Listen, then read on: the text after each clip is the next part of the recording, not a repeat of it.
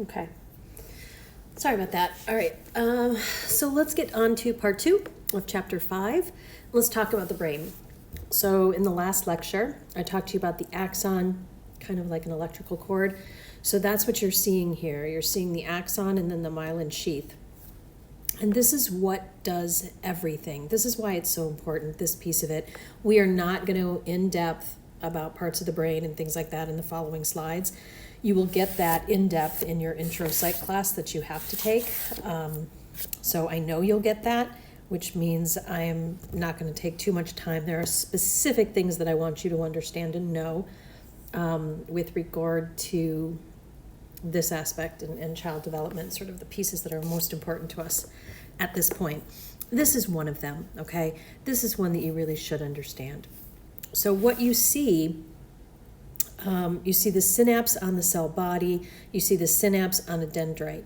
Those synapses are the spaces in between each of your neurons where chemicals are released called neurotransmitters. So if you're depressed, you have like low serotonin. What's happening is that the serotonin isn't being exchanged in those synapses the way it's supposed to be. So if you take an antidepressant, you might take an SSRI, which is a serotonin reuptake inhibitor. What that means is that when, let's say, the orange neuron spits out serotonin into the little tiny space between, in the synapse between either the dendrite or the cell body or whatever, what your medication does is it plugs the holes so that it leaves more serotonin. It doesn't suck back up the extra serotonin. So you end up with more of it floating around in the synapse for the next neuron to use. I hope that's kind of a good example. So everything we do, whether we're blinking our eyes, whether we're talking, speaking, smelling, hearing, seeing, everything is controlled by the electrical messages and chemical messages that are racing up and down these neurons. And so you have these neurons in your brain, and then you have them going down your spinal cord, which is why it's not great when you injure your spinal cord. And then the nerves run out to your extremities. And so you pick up color, sound waves, physical touch, and those messages are changed into chemicals that race up your spine into your brain, and that's how you walk, talk, or perceive. It is also how you think and listen and process. So when you get into special ed later on and you talk about processing issues, this is what's happening. The communication between maybe auditory listening to things and being able to have your brain process that information quickly and accurately and then be able to produce a response to that stimuli. There's a problem in the brain somewhere, and that's where you get learning disabilities from. Okay, so that's why this is important to take a look at. On this next one, we have portions of the brain. The only one I really want to talk about right this very second is the frontal lobe aspect of it, which is really kind of here. When you talk about the frontal lobe, see where it says decision-making and planning? So when I say that the brain isn't fully developed until you're 26 years old, this is the part I'm talking about. I'm talking about the part of the brain that allows you to do higher ordered abstract thinking and planning. This is why kids are very impulsive. This is why kids are very concrete in their thinking. It's not just a lack of experience, it's a lack of brain development. So this is why, 12-year-olds shouldn't be having babies and things like that, because the brain is simply not prepared for the complexity that goes into that particular job. So then the sides of the brain, usually the specialization there is understanding and producing language, and then in the back you have your visual processing. But really the frontal lobe is where I want us to focus. Left and right hemispheres are important to know because each side has its own thing. I'm sure you've heard right brain, left brain, and those kinds of things. Recognition of faces on the right versus talking on the left. However, in order for the brain to really work, those two parts, the two hemispheres have to work together. Messages have to be sent back and forth, back and forth, back and forth.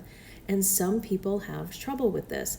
One of the reasons that I really like things like martial arts and those kinds of activities is because it forces the right and left brain to work together.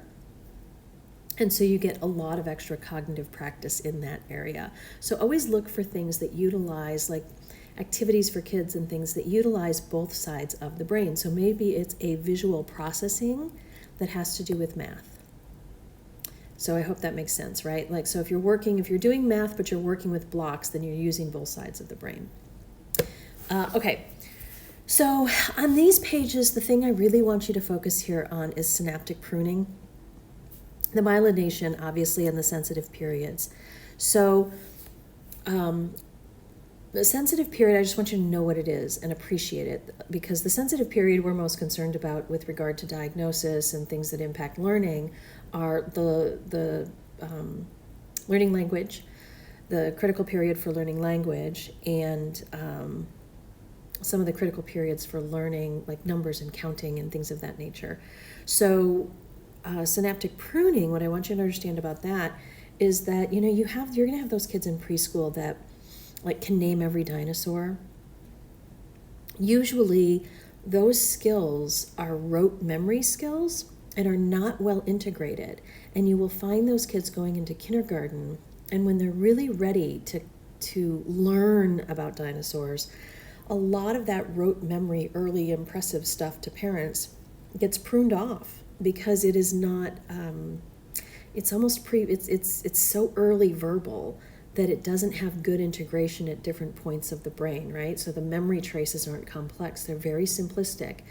This is why you don't remember your childhood, because as you get older at each different stage, your brain will prune off unnecessary memories, it will prune off unnecessary pathways. They die off in favor of more complex associations. So the more complex, think about this, really think about it as I say it, the more you can integrate your learning into other experiences that you have had, visual experiences, life experiences, family experiences, the stories that I tell you are meant to create a deeper integration.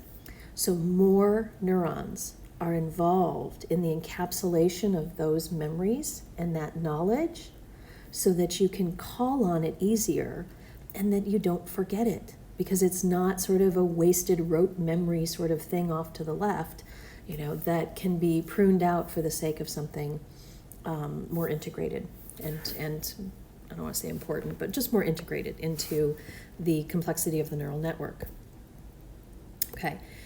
Middle childhood, hemispheric specialization, we get much more specialized. We start to see strengths and areas of weakness and things of that nature. And then obviously you'll see synaptic pruning and myelination happening at every stage as the brain develops.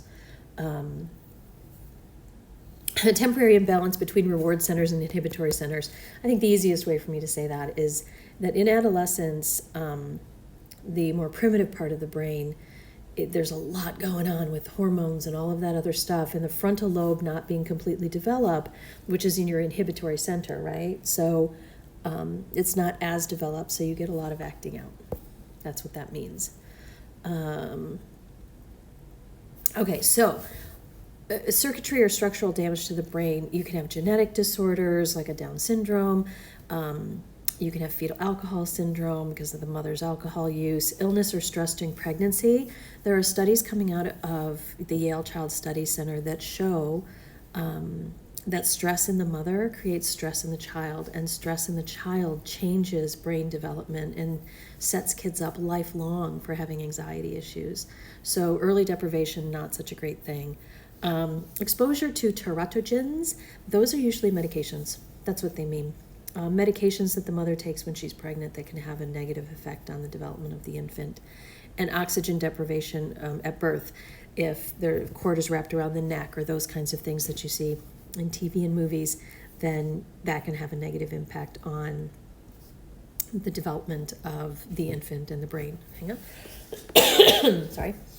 Okay, so what do we want to know about this? This is probably like the second most important slide, this one and the next one, because this is where we really apply it to you in this part of the chapter. So be optimistic that children can continue to learn.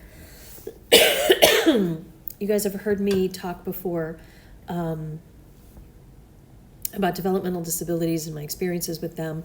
And this idea that, we just because there's something wrong with the brain doesn't mean that we're going to limit a child's potential, right? Always give them time to learn, but be looking for difficulties in visual processing and making sure you're giving auditory kids auditory stuff and make sure you're giving visual kids visual stuff. Okay, this thing does not have a pause on it, so if I cough, I apologize. I am not sick. I'm just having some asthma issues. Okay, so give youngsters opportunities to use executive skills and coach them in self-regulation. So that is sort of managing this issue around the frontal lobe development. Like the more practice they have at it, the more self-regulation they're going to be able to, it's a practice thing, right? Just practice, practice, practice. Accommodate the needs of children with delays, obviously. Provide extra guidance to children exposed to drugs and alcohol. I mean, that's kind of a weird one. I mean, in terms of just knowing what they've been exposed to in their environment, like kids who are born drug addicted and things like that, you're going to probably know that because if there are issues, they're going to be pretty severe. Help children who've been neglected or abused to form warm, trusting, stable relationships. That's a lot. That's too big a job, I think, for you guys. I have issues with that. I mean, you can be stable and you can be trusting, but don't think you can undo the negative influences of trauma. I mean, that's just asking way too much of yourself and you'll burn out real fast. And then be skeptical about brain research fads. We know a lot. And by this, I mean, for example, people who are trying to potty train their kids at 6 or 7 months, the cognitive capacity, the neural development, and the development of the central nervous system simply says that's not possible, not really possible. You can train a kid.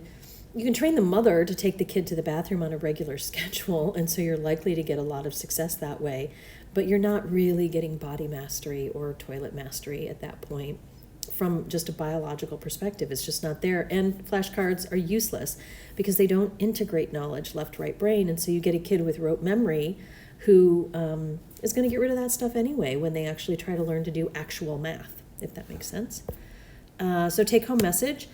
Physical development is predictable within a range of normality. Good health, nutrition, exercise, sleep, and rest. This is a great page. Remember I told you that there were some pages that you should save? This is one of them. I don't know, it's just going to be good for you to have as a resource down the line when you're sort of looking at lesson plans. You want to make sure that you're taking these kinds of things into account. Body growing at different rates, becoming increasingly differentiated and integrated. Human brain, complex organ, dendritic pruning, when kids don't remember things from a few years ago, they can actually get very scared about that. So you need to know what's normal and what's not normal. Okay, so this is the end of chapter 5.